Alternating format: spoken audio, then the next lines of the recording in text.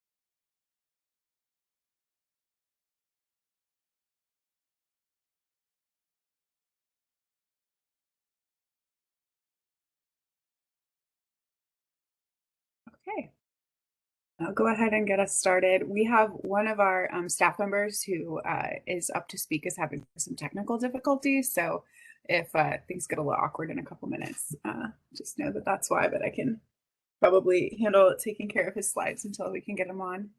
Thank you so much to all of you for joining us today. My name is Christy Splitt, and I'm the Oregon Department of Energy's Government Relations Coordinator. I'll facilitate our conversation today, and I want to start by thanking OPUDA, OMEU, ORECA, and EWEB for bringing all of us, yeah, that's right, EWEB for bringing us all together for what I think is an exciting opportunity for Oregon's communities, an energy resilience and renewable energy grant program that can both support planning and projects. A couple things I want to flag before we start.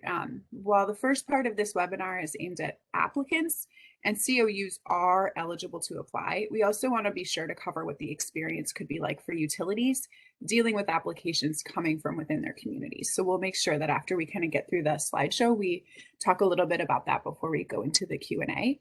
I also just want to make sure that I'm clear about the definition of resilience here from the start. So the statute itself defines resilience, and it's in more of the community resilience type of framework than maybe what resilience might mean for the grid or for utilities. So feel free to ask questions about this when we get to it, but I just wanted to like immediately raise the flag that this is more of like those community benefits when the power is out sort of resilience benefits that the statute uses as the definition that we based our program on. So let's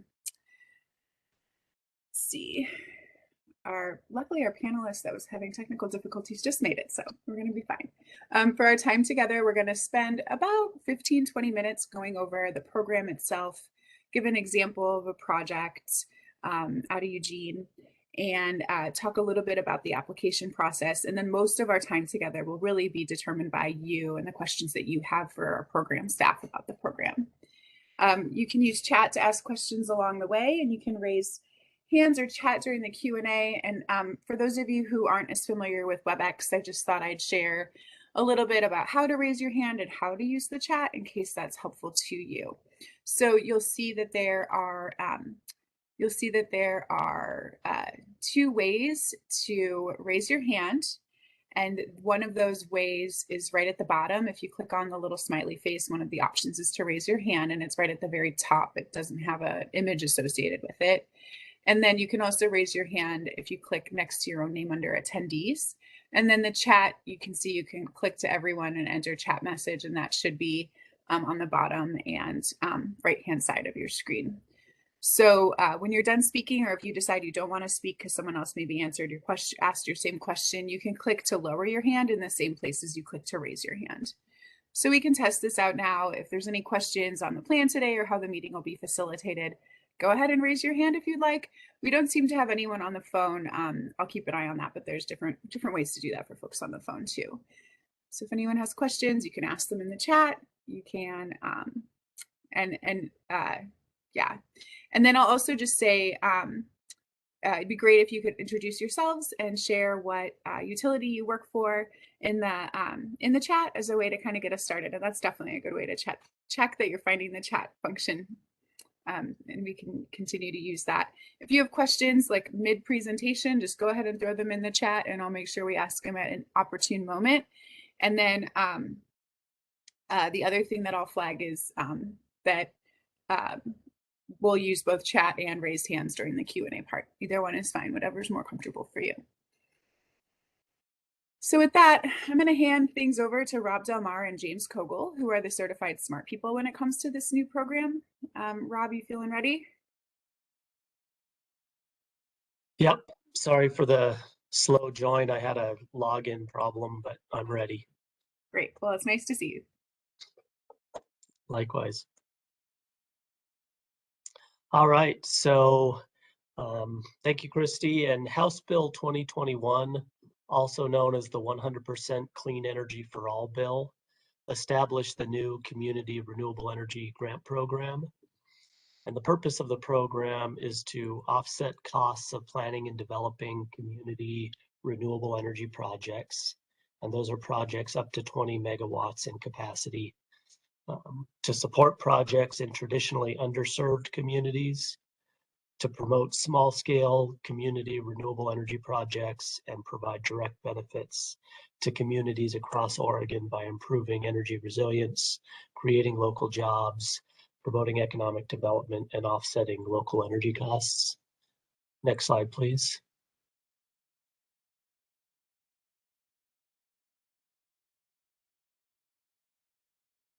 One of the features that distinguishes this program from previous programs in Oregon is that it's only open to public bodies, and eligible applicants include tribes, cities, counties, other public bodies, and consumer-owned utilities. And the consumer-owned utilities are specifically called out within the statute. The bill excludes cities over 500,000, which in Oregon, of course, includes only Portland.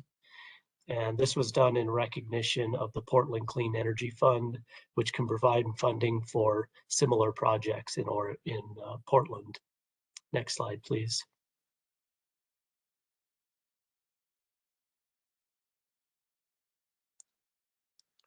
Another feature of the program is the focus on community energy resilience. And the bill establishes carve-outs where 50% or more of the funding must go to community energy resilience projects, and 50% or more of the funding must be for projects that serve qualifying communities. And we'll see more about what qualifying communities means on the next slide. Next slide, please. So qualifying communities are defined in the bill, and they include communities of color, low-income communities, tribal, rural, and coastal communities, and other traditionally underrepresented communities in Oregon. Next slide, please. The bill called for an advisory committee to work with the Department of Energy on program design and now program implementation. The committee was instrumental in kind of sharing on-ground experience with project development And this is a list of the committee members. All through the fall, they were helping us with the rulemaking, and now they're going to be helping us with outreach. And we had Central Lincoln PUD helping us, Gail Malcolm representing consumer-owned utilities on the committee, and she was a very vocal and helpful member of the group. Next slide, please. So since the passage of House Bill 2021, we've been very busy standing up the new program. In the summer of 2021, ODO staff were assigned to the project and developed an implementation plan, including operational, staffing, and IT changes within the agency. In September, we recruited a stakeholder advisory group, which we just saw, to help guide the program design and support development of program rules. And that effort resulted in draft rules being posted with Secretary of State's office on January 1st. And those rules are now final, and the opportunity announcements for the program announcing the grants came out on March 7th. Next slide, please. So before we move on to the specific grant opportunities, I'd like to walk through a project that the Eugene Water and Electric Board completed a few years ago. The city of Eugene, like much of Western Oregon, could be subject to significant damage from a Cascadia earthquake. And as a utility that manages both electricity and water services, EWEB recognized the importance of energy to water delivery and was well positioned to support resilience and disaster recovery within Eugene. Next slide, please. EWEB considered community energy resilience based on the rule of threes, and that was in the first 3 days, provide access to drinking water, and this is the first 3 days following a natural disaster.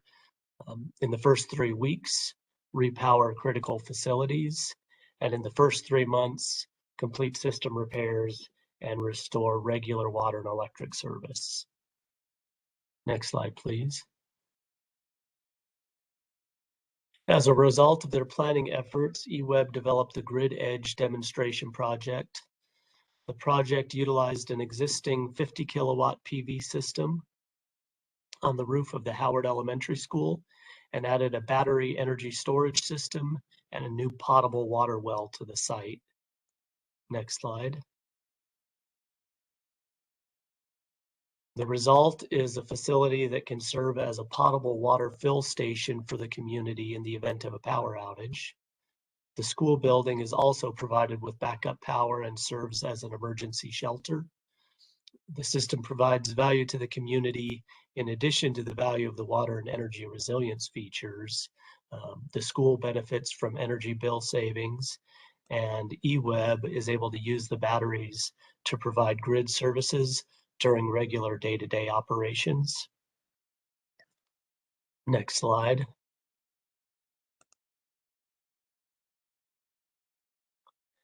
This is a schematic diagram of how the microgrid system is put together, showing the electrical loads that can be served by the system during a power outage. The battery storage units, which are shown in black, can be charged by the solar and a natural gas generator, and that is assuming natural gas is available during a natural disaster. The water well and the critical loads within the school are shown in green. And the switch at the main breaker near the top of the dotted line area ensures isolation from the grid, and that's to ensure the safety of emergency crews working on local power lines during a power outage. So now that the program is nearly up and running, the agency started to hire staff that will run the program from here. Pandian Krishnaswamy is on the line and is our energy services manager. And James Kogel has been leading the work on the program, nuts and bolts, and will take things from here. Hi. Yes, my name is James Kogel. I'm a policy analyst for the program. So the program will provide grants for planning and constructing renewable energy and energy resilience projects. Opportunity announcements were posted on March 7th. There are 4 of them, 1 for each of the project categories. $12 million was made available between the 4 opportunity announcements. More opportunity announcements will be announced after this round closes with additional funds. Online applications will open shortly. We will only be accepting applications through the online application. Next slide, please.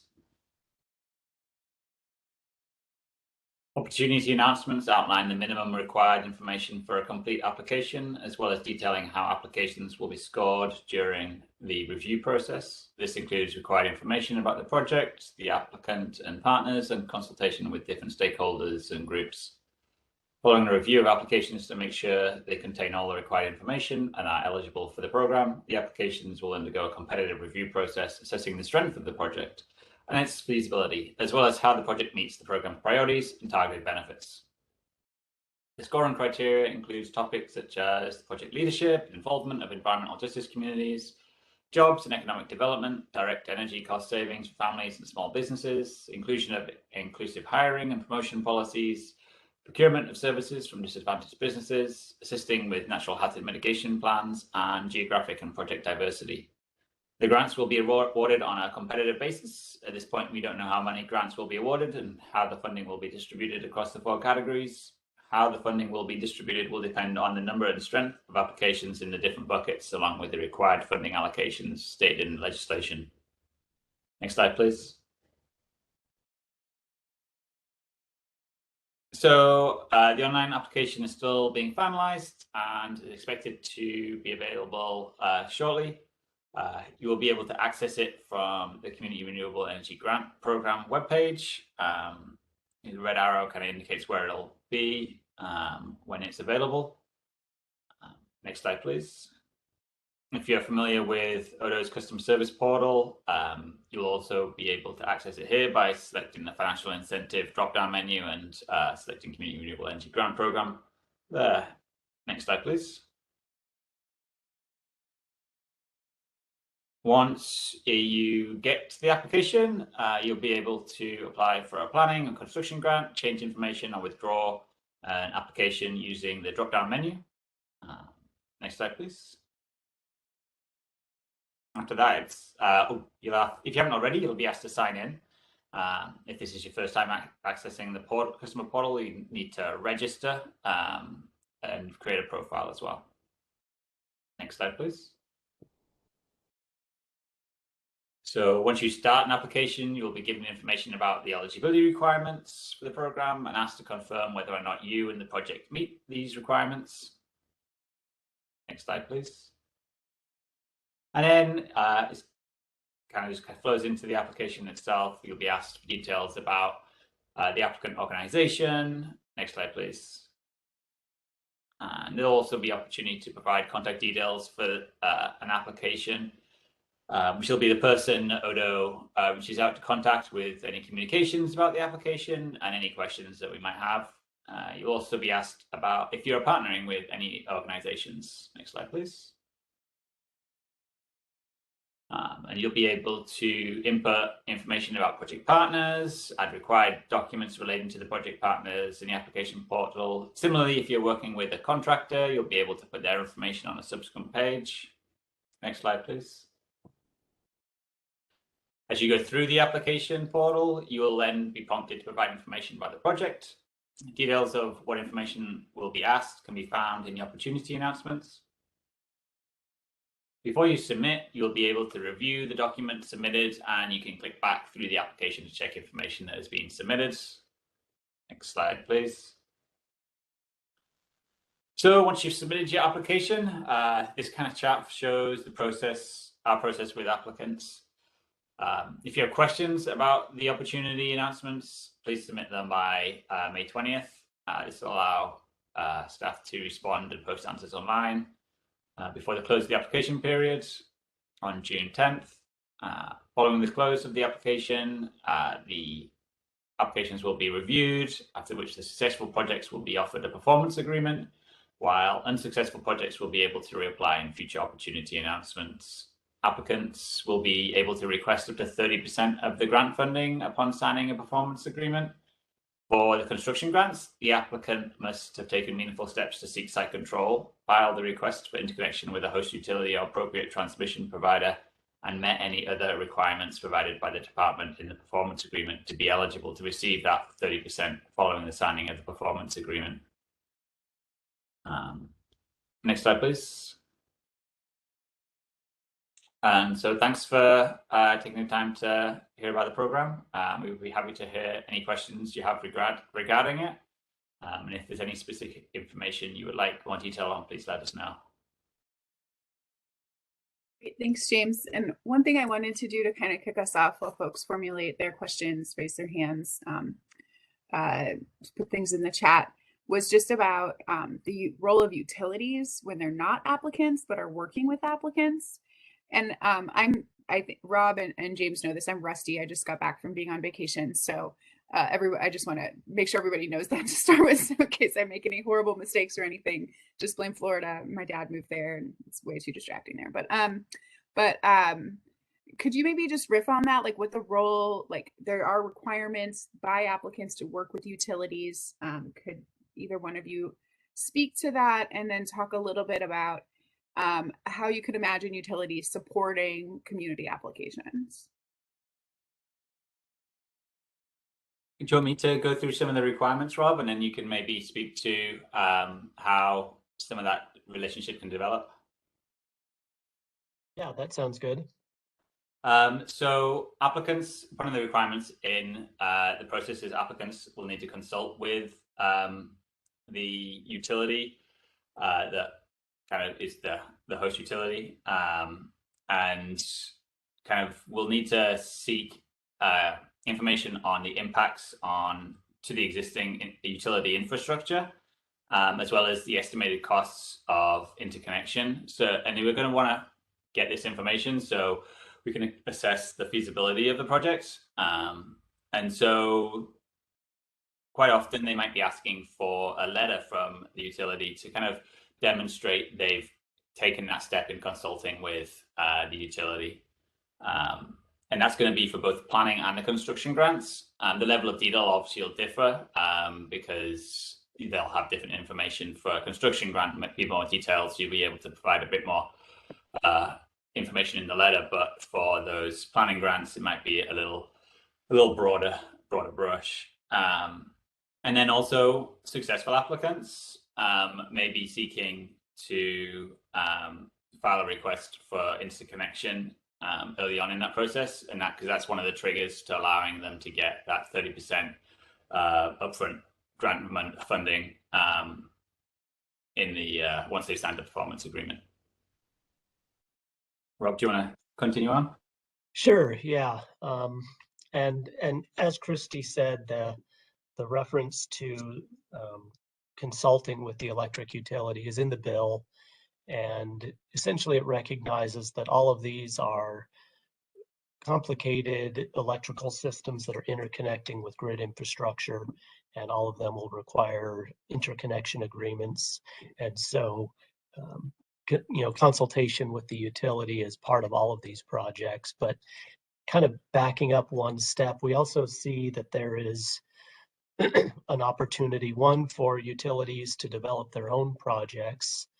And in some cases, they might look like some of the community solar projects that we've already seen around the state. And I know that there's at least one of those that's being considered for the program, where it would be a consumer-owned utility starting a community solar project, but also just a way to pass a potentially very valuable service on to your members. If you're aware of any of your members that may have a project that they want to develop, this is a great time to do it. If it has these community attributes or some energy resilience attributes, or serves an underserved community within your service territory, this is a great time to come in and get some funding for these projects.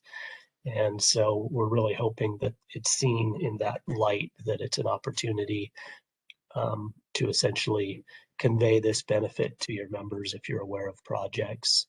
And I think I'll leave it there unless there's any other thoughts from Christy or James. No, I think that sounds really helpful. And I think that Gail Malcolm, who represented COUs at the table when we were developing this program, was really instrumental in us thinking through the role of utilities, and just want to give her a shout out. Charlie, Tracy, you have your hand up. Do you want to go ahead and ask your question? You should be off, or maybe you took your hand down. I'm not sure. No question. Well, Keith has his hand up. Patricia, can you take Keith off mute? Okay, Keith, you should be good. Chrissy, can you hear me okay? Yes, we can. Thank you. Okay, thank you. Hey, we're working with Bonneville Environmental Foundation on a possible project out here in Forest Grove that would involve up to about 400 kW of community solar. But our project would involve us taking all the production credits and pushing them back into our low-income assistance program, serving all of our customers that qualify for that program. Would that, under the direction you have now, would that qualify for, as part of this grant funding for direct energy cost savings to our families and small businesses from that language? Does that seem like that would apply? Rob? Yeah, definitely. So the eligibility requirements are pretty straightforward, that there's technology eligibility, and that has to essentially just be a renewable energy technology. So 400 kilowatts of solar would apply without question, or would be eligible without question. And then the other eligibility requirement has to do with the actual applicant. And so as long as the applicant was either you as the utility or some other public body, that would make the applicant eligible, and the way in which the benefits flow back to low-income members of the community would help it to score points within the competitive review process. So yeah, it sounds to me like it would be an eligible project that would do well in the program. Thank you, Rob. Thanks, Keith. Charlie, let's try again. You're off mute. You should be able to speak now. Can you hear me? Yes. All right, great. Thanks, and thanks for everything you guys are doing on this. It's a really neat program. We've got a project, our community solar project, that we're planning to build kind of late fall this year, and it's starting to look like supply chain constraints are going to make it so that we have to start ordering materials soon. We'd still like to be eligible for the grant, and I'm wondering how you guys will handle, any kind of costs that happen before, before award, I guess. Can they count as the 50%, or does everything have to wait until after the award? James, do you want to take that one? Maybe. Yes. So eligible costs to be funded by the grant will only be those that are incurred after the application deadline. And I just wanted to we'll check our definition of the project costs. So the project costs will be the costs incurred by the applicant as a whole. So that is just like the whole project for the renewable energy system, but the only eligible costs will be those incurred after the application deadline. Does that kind of make sense? I think so. So you're saying that if it's at all possible, we would wait until after, was June 10th to expend those funds? For those funds that you're hoping to claim by the grant, yes. Mm-hmm. Okay. So, yeah, and I think we have a really related question to Charlie. You can stay off. And did you want to follow up at all before I? Because No.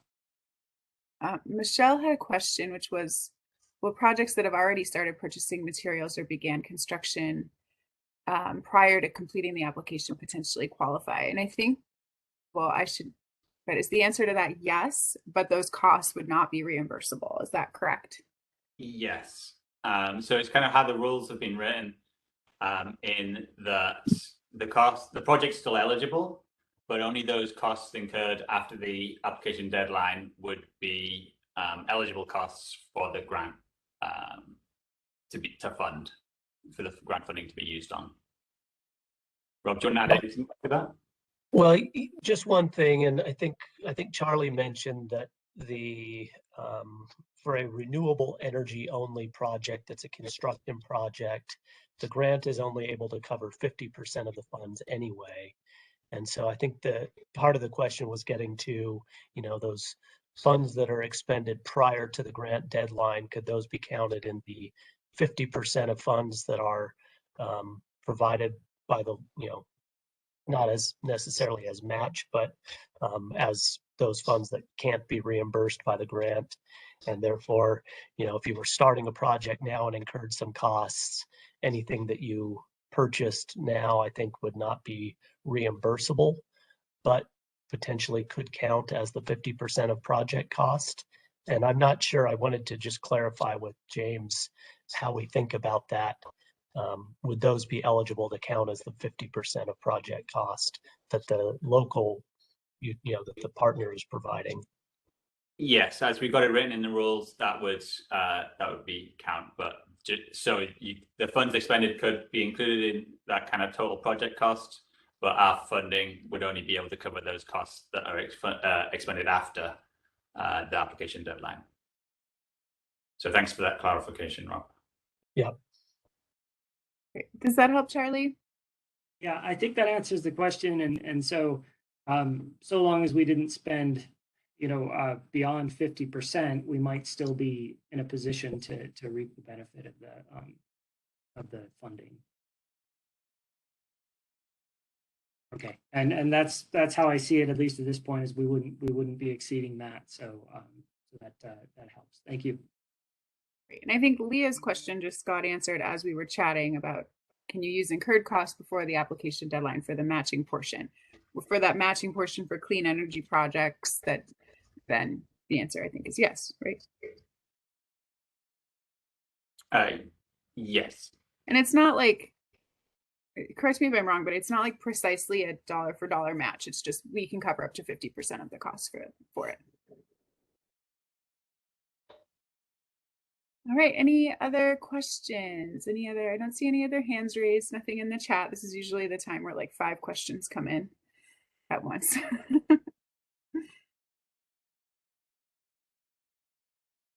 Keith, I'll let you know when you're off mute. All right, you should be good. Thank you. Yeah, Keith Horman again, City of Forest Grove, Light and Power. Hey, does, as part of that 50% match, does in-kind work done by the utility constitute a portion of that, or is it all just financial 50%?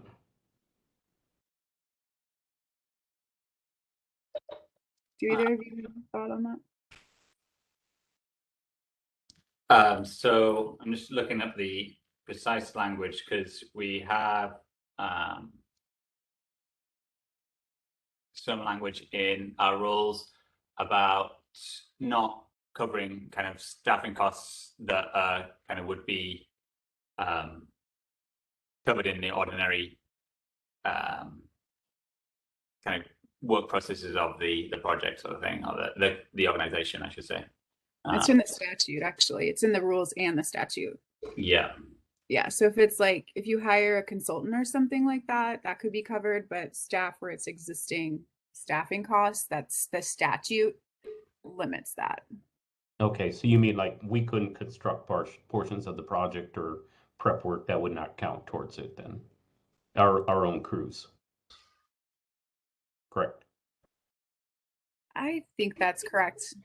We can we'll look into that to make sure, because I think things like the materials could be covered, but I think it's just the actual staff time. That is what it's like. If it's an existing staff member that seems like the statute was trying to dissuade against that. Gotcha. Okay, thank you. Yeah.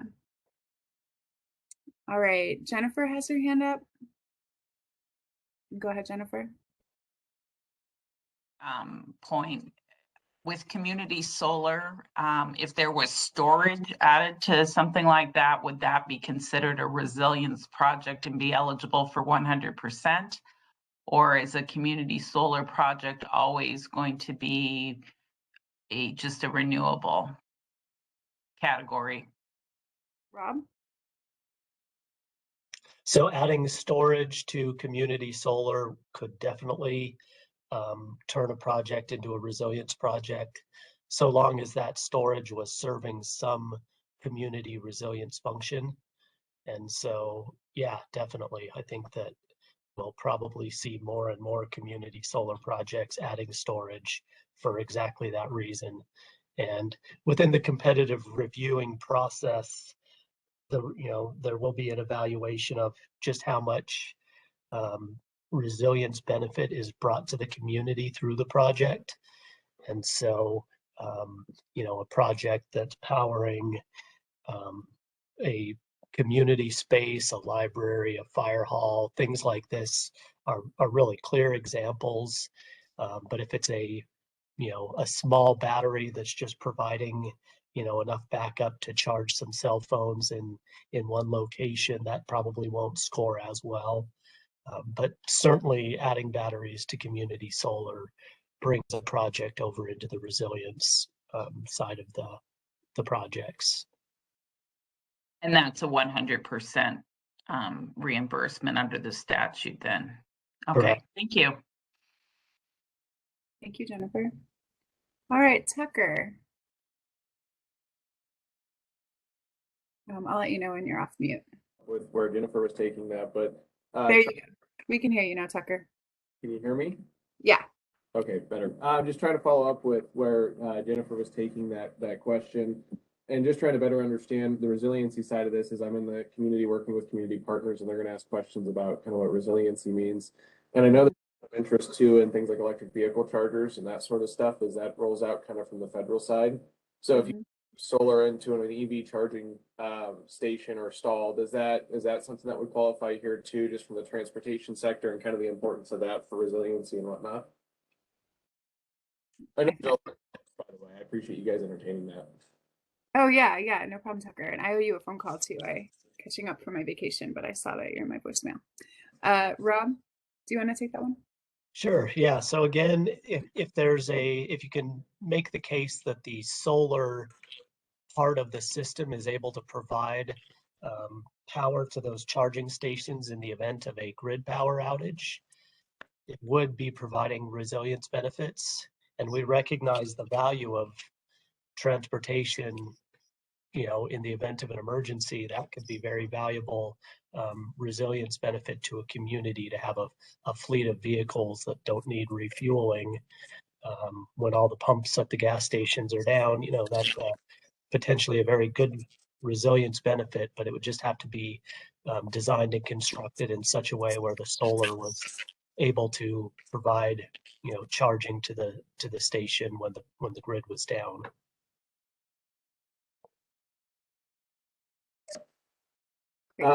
One follow up to that, just to understand what this project covers. If you're to do a project with multiple components like that, where you're including EV charging or anything of that nature, does it just cover the actual power production itself, in the solar array or wind energy or whatever, or does it also cover the cost of your electric vehicle chargers and that piece of it? Electric vehicle charging infrastructure is eligible, and I may kick it over to James if there's any specific reference to that, but within the statute, it calls that out as an eligible cost. And so charging stations, yes, but thinking the vehicles, no. Yeah, makes sense. Okay, thank you. Great, thanks, Tucker. Anybody else have any questions for us?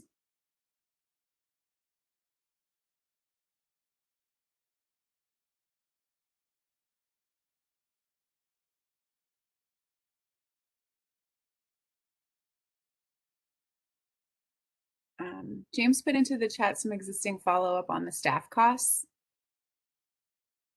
Yeah, I just wanted to kind of flag that was the language I was searching for in the rule. Yeah, and it's in statute too, just so people know it's not just that we came up with it. It's good to always be clear about that. So we have I've left this page up here and will and just so people can see how to email or call if you have questions. There's a number for the program staff and an email address for program staff, and then it's easy to just search for our incentive page on our website. You can even just search Community Renewable Energy Grant and Google pops right to our incentive page for that. So hopefully that is a resource for you. And some updates, for those of you who know, we also got an energy efficient wildfire rebuilding incentive program handed to us in 2021 last year, and that program's going live like as we speak, I think today or tomorrow, hopefully. And then we'll be working to, after that, we were able to have our IT folks working to get our application portal online. So we have everything online that you need to know to apply or to give to a community member so that they can plan to apply. And then what we're doing is when the application portal goes live, we're emailing out, this is I think our 5th or 6th of these types of webinars, we're emailing out all the attendees of the webinars to let them know the application is officially open. And we'll keep you posted on if there's any delays on that and we decide we need to change the due date for the, but we're doing something a little different with this program. We're not gonna have like a hard deadline and then like another opening period with a hard deadline. We're envisioning this program being more of a rolling program. So we'll just be grabbing applications that are in on a certain date and reviewing them as the competitive review. And then we would only really be closing our application portal to deal with any like fixes that we have to make. So if you don't get it done in time for that first time that we're reviewing the applications, don't worry, like it's not over. You can just keep tabs on when, if we do pull it down for a few days or whatever to make a change, we'll make sure we let folks know when it's back online. But the idea is that it's not like a hard deadline and you can just like apply when you're ready. The other thing I'll flag is there's planning grants. So if you know of somebody who's interested in a project but doesn't have everything dialed in, you could suggest to them that they get that planning grant. They can hire a consultant, and the consultant can basically put together that plan and sort of the application materials for the actual application for the project grant. So that's also a helpful tool for either you or for community members that are asking you about possible projects under this program. So just a couple of big picture flags. We've gotten lots of questions and we've been collecting the questions and our draft answers, and Patricia just put that into the chat. So you're also welcome to take a look at that. And that's also available on the website for the program. We'll be updating those questions as well every couple of weeks. So if you don't see something, check back in a couple of weeks and we might have some more information up. Yeah. Jennifer's hand, that's Jennifer back up again, I think. Yeah. Hey, Jennifer, what's your next question?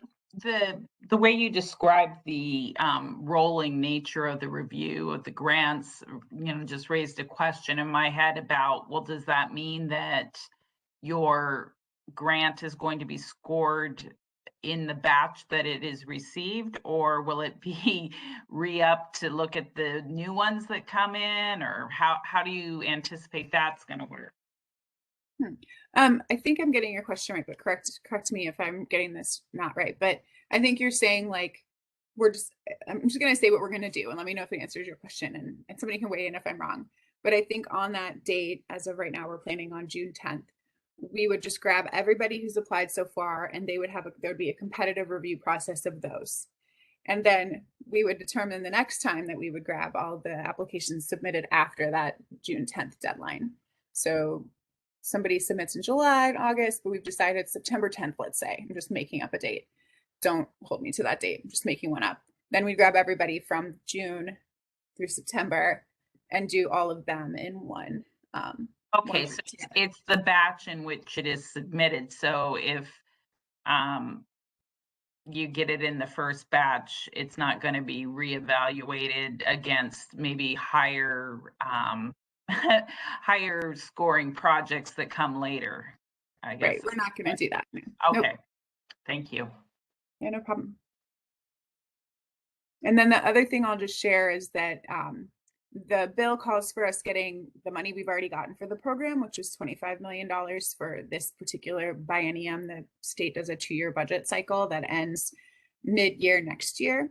And so when that ends, the legislature in the bill is going to give us another set of $25 million. So this program will last for those 4 years from when it passed last year, just so folks know the timeline. And like, if you're not feeling ready right now, you've got a while. You can put that planning grant in, do a project grant application later, so on and so forth. Great. Tucker, another question. And you are off mute now. Awesome. Can you all hear me fine? Yep. Good. Thank you. Another quick question, and I think this has come up on a prior Community Renewable Energy Grant Program webinar that you've done. But do I remember correctly that these funds may be eligible funds, matching funds for federal infrastructure grants, or some of them? I can't remember. I know there's still a lot of rules that you guys have to work through and whatnot, but I wanted to ask. Yeah, Robert, James, do you have thoughts on that? I think we think it's certainly possible, but don't know the details on the federal dollars yet. I think that as far as we know right now, and I think the new federal grants will likely have very similar requirements where you can match them with state funds, but not with other federal funds. And these are state funds, so we anticipate them being a good way to match federal funds with state dollars. Okay, awesome. Thank you.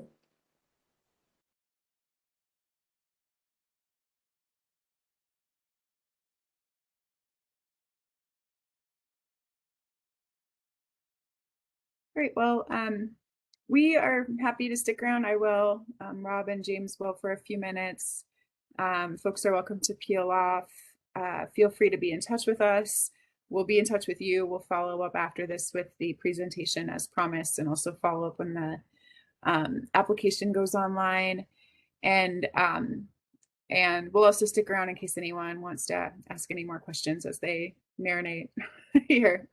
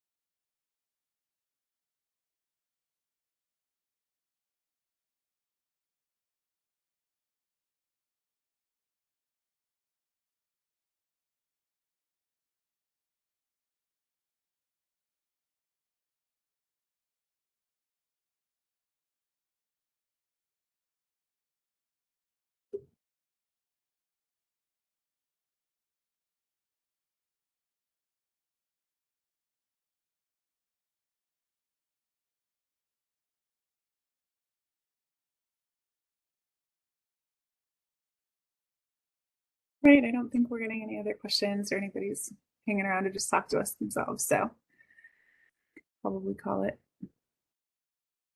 All righty. See you. Thanks so much. Thanks. Bye-bye.